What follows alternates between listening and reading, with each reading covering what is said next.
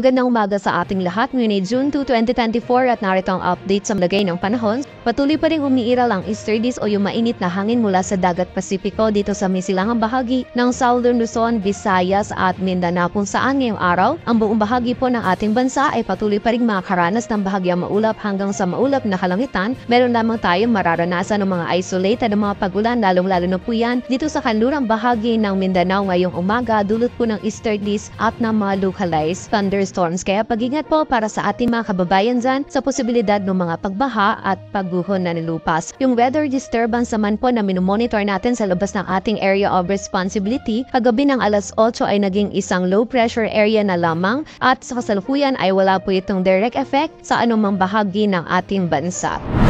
At para nga sa maging lagay ng panahon ngayong araw ng linggo, dahil po hindi gaanong nakaka-apekto yung southwest monsoon o habagat sa anumang bahagi ng ating bansa, ay magiging mainit po yung panahon na mararanasan natin dito sa Metro Manila, maging sa nalalabing bahagi pa ng Luzon, at meron pa rin po tayong posibilidad ng mga isolated o yung mga biglaan at mga panandaliang pagulan, pagkidlat at pagkulog, dulot po yan ng easterlies. Agwat ng temperatura dito sa Metro Manila ay mula 26 to 36 degrees Celsius, sa Tuguegarao ay 26 to 36, sa Baguio ay 18 to 25 degrees Celsius, sa Lawag ay 26 to 34 degrees Celsius, sa Tagaytay ay 23 to 33, at sa Legazpi naman ay 26 to 33 degrees Celsius.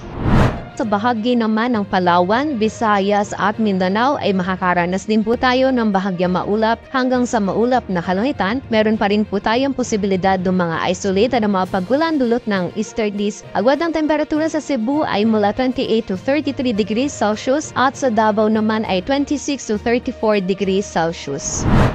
At para naman sa lagay ng dagat baybagi ng ating bansa, wala po tayong nakataas na gale warning, kaya malayang makakapalaot yung mga kababayan natin mga isda, pati na rin yung may mga maliliit na sasakyang pandagat.